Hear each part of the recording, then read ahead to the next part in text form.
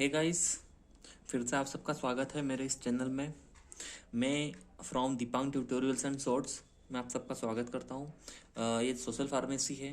Social pharmacy का unit second, preventive health care and role of pharmacist in the following. Demography and family planning का मैं already video upload कर चुका हूँ और मदर एंड चाइल्ड हेल्थ वाला भी कर चुका हूँ। इस वीडियो में बात करेंगे overviews of vaccine types of immunity and immunization. सबसे पहले देखेंगे immunity and types of immunity, उसके बाद इम्यूनाइजेशंस और फिर देखेंगे ओवरव्यूज ऑफ वैक्सीन। इम्यूनिटी में क्या लिखना है आपको? इम्यूनिटी, फिर टाइप्स ऑफ इम्यूनिटी, है ना। उसके बाद आ जाएगा ओवरव्यूज ऑफ वैक्सीन और इम्यूनाइजेशन। ठीक है, तो बात करते हैं इम्यूनिटी की। तो आखिर इम्यूनिटी होती क्या है? प्रश्न यहां पर होता है, आखिर इम्यूनिटी होती क्या है? What is immunity?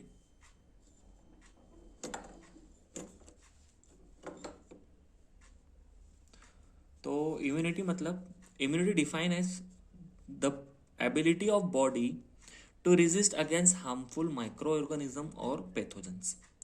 बॉडी की ऐसी इम्यूनिटी कि जो माइक्रो ऑर्गेनिज्म जो बॉडी के अंदर आ रहे हैं उनको रोक सके, उसको कहेंगे इम्यूनिटी। सो गाइस, यहां पर इम्यूनिटी क्लियर होती है। Immunity define as the ability of body to resist against harmful micro organisms और पैथोजन। बॉडी की ऐसी एबिलिटी जो किसी ऑर्गेनिज्म के अगेंस्ट काम करे।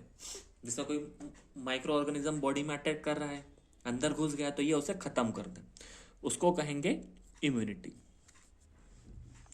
देखो, बेसिकली इम्यूनिटी के टाइप्स देखते हैं। बेसिकली दो टाइप्स की होती है, या तो नेचुरल या एक्वायर्ड। नेचुरल मतलब जो एक तरीके से नेचर के तौर पर हो। एक्वायर्ड यानी हमें किसी चीज से मिले। अब बात करते हैं एक्वायर्ड इम्यूनिटी दो टाइप्स की होती है, एक्टिव और पैसिव।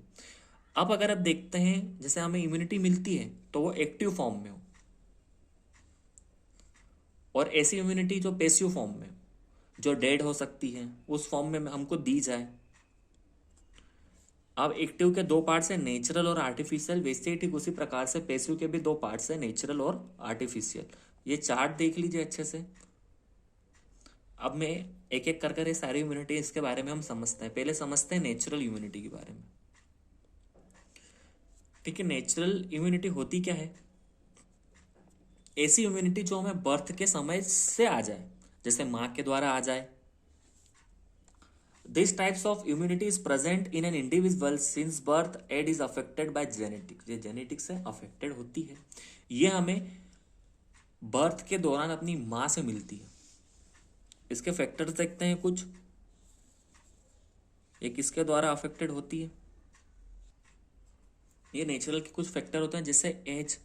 जैसे देखा जाता है कि बच्चों को क्या है कि जल्दी, जैसा मौसम चेंज होता है तो उन्हें जल्दी बुखार आ जाता है, जल्दी खांसी सर्दी शुरू हो जाती है। ठीक उसी प्रकार बड़े जो लोग रहते हैं, जैसे अपन लोग रहते हैं, हमें जल्दी नहीं होती खांसी सर्दी, हमें लेट होती है। बच्चे अक्सर बीमार होते हैं और बड़े लोग नहीं होते। तो ये एक जो नेचुरल इम्यूनिटी है एज पर भी डिपेंड करती है। Majority of children in the age group between 2 to 5 years are susceptible to diphtheria disease where adult are immune to it. जैसे जो बच्चे रहते हैं उन्हें डिप्थेरिया डिसीज आसानी से हो जाती है, पर जो एडल्ट रहते हैं वो उन्हें नहीं हो पाती आसानी से। अब बात करते हैं रेस। रेस मतलब डिफरेंट पीपल्स में होना। जैसे while the negroes have a resistance to yellow fever, while white races are susceptible to it। जो अफ्रीका के जो काले लोग रहते हैं उन्हें क्या होता है कि जो वाइट, जो कह सकते हैं येलो फीवर, वो नहीं होता है। पर अगर जो अमेरिकन रेस मतलब, वाइट रेस मतलब अमेरिकन, अगर उनके पास जाएं, वो कहीं चले जाएं अफ्रीका, तो उन्हें येलो फीवर इजीली हो सकता है। तो इस प्रकार एक इसका फैक्टर जो है रेस भी है। अब बात करते हैं स्पीसीज। जैसे सेम स्पीसीज में कोई पर्टिकुलर डिसीज नहीं होती, स्पीसीज की बात करते तो जैसे कुछ बीमारी जो होती है वो पर्टिकुलर स्पीसीज में होती है, जैसे जो चूहे रहते हैं उनको टाइफाइड नहीं होता और जो ह्यूमन है उनको टाइफाइड हो जाता है। देखते हैं, मेन में easily affected by typhoid fever while mice आने चूहा are immune to it. Individual बात करते हैं तो ये पर्टिकुलर हर एक में होती है, जैसे कोई कोई बीमार नहीं होता, किसी को खांसी जल्दी होती है तो किसी को जल्दी बुखार आता है, तो ये उसी प्रकार से है। Some person have more resistance against cold and skin diseases than other. अब एक्वायर्ड इम्यूनिटी की बात करते हैं तो एक्वायर्ड इम्यूनिटी होती क्या है, ये इम्यूनिटी का दूसरा पार्ट है। इसमें क्या होता है कि this immunity is acquired by an individual person in his lifetime to prepare antibodies in the body. समय समय पर हमें जो एंटीबॉडीज दी जाती है या समय समय पर एक पर्टिकुलर पर्सन की आवश्यकता होती है तब उसे एंटीबॉडीज दी जाती है, उसे कहते हैं acquired immunity. Also called adaptive immunity. Acquired immunity को एडप्टिव इम्यूनिटी भी कहा जाता है, विच ऑप्टेन आफ्टर द बर्थ। ऐसी इम्यूनिटी जिसे बर्थ के बाद ऑप्टेन की जा सकती है उसे एक्वायर्ड इम्यूनिटी कहते हैं। अब बात करते हैं एक्वायर्ड एक्टिव इम्यूनिटी की। तो ऐसी immunities the body take an active part in the formation of antibodies to develop resistance against disease. जब किसी पर्टिकुलर डिसीज से लड़ने के लिए हमें उसका एक एक्टिव पार्ट दिया जाए, या कह सकते हैं एक प्रकार का कि live bacteria, live micro organism हमने लिया और पर्टिकुलर डिसीज से हम फाइट कर पा रहे हैं, उसे कहेंगे acquired active immunity. The body takes an active part in the formation of antibodies to develop resistance against disease. जो हमारी बॉडी है वो किसी एक्टिव पार्ट लेगी एंटीबॉडीज के लिए ताकि हम पर्टिकुलर जो डिसीज है उससे लड़ सके। अब इसमें दो पार्ट्स हैं, नेचुरल और हम बात करें तो आर्टिफिशियल एक्टिव इम्यूनिटी। तो नेचुरल एक्टिव इम्यूनिटी में देखते हैं, व्हेन अ बैक्टीरिया और viruses enter in human body and human system produce itself immunity called as natural active immunity.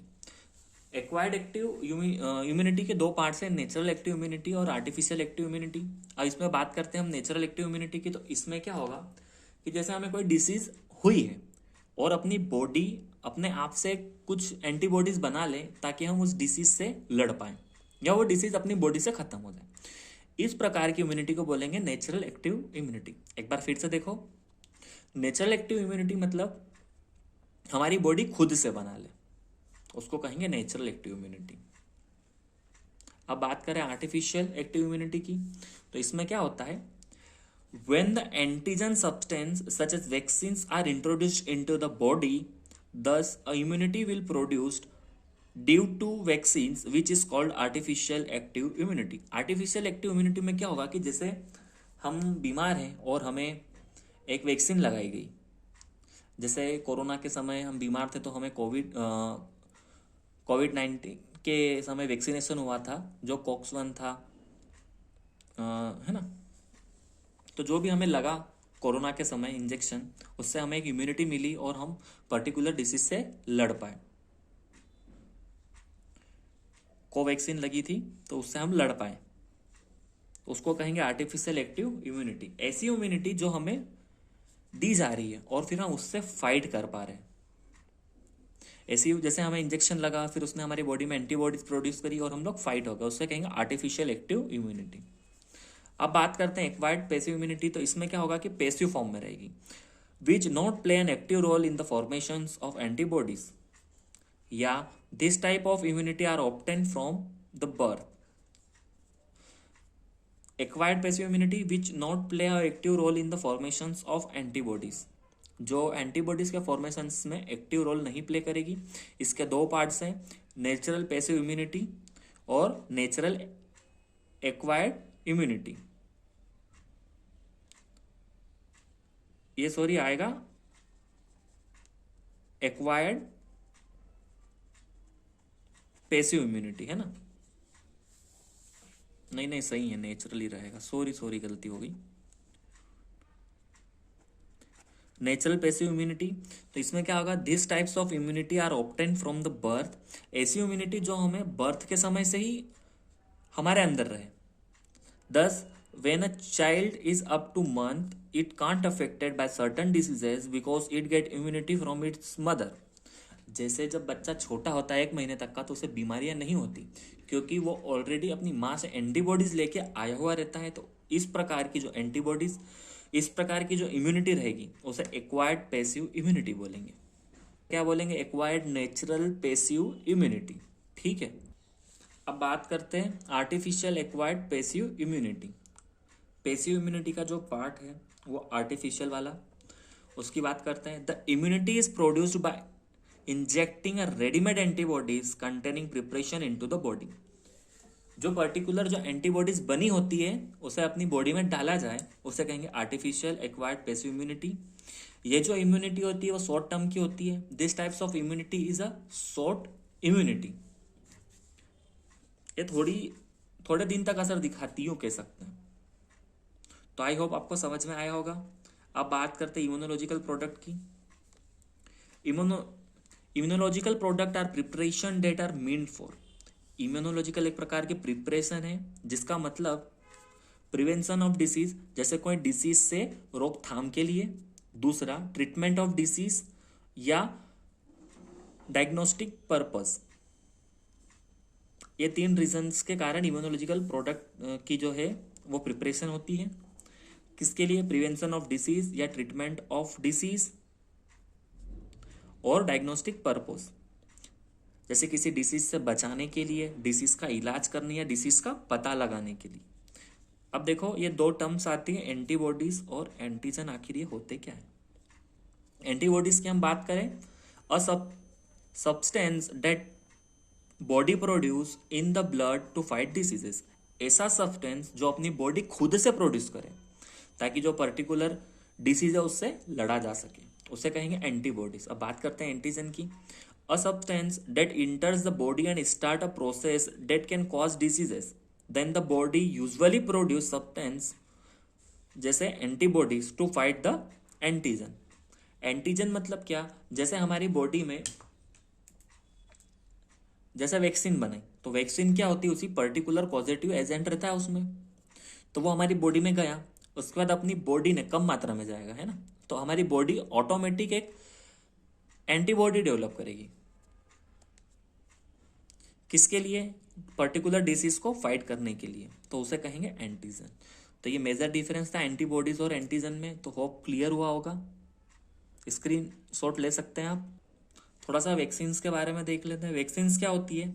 Vaccine is a substance that is used to stimulate यानी increase करना the production of antibodies to provide immunity against certain diseases.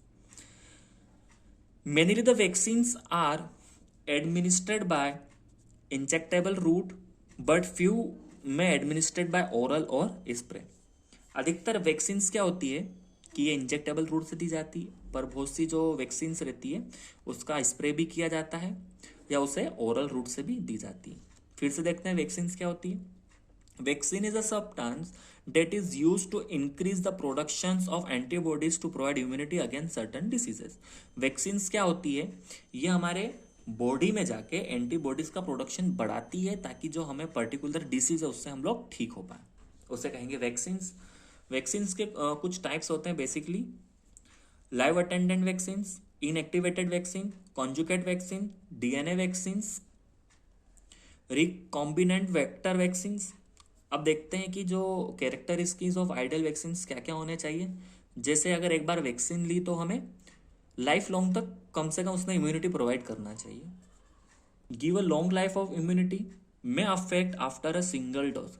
जैसे कुछ vaccine के double dose रहते हैं, तो ऐसी vaccine ऐसी बननी चाहिए कि उसका अगर एक डोज भी ले लिया तो हमें उसके बाद उसने फायदा पहुंचाना चाहिए। सेफ और मिनिमम साइड इफेक्ट, जो वैक्सीन से रहती है उसे उसके साइड इफेक्ट नहीं होने चाहिए। अगर साइड इफेक्ट हुए तो हम दूसरी बीमारी हो जाएगी।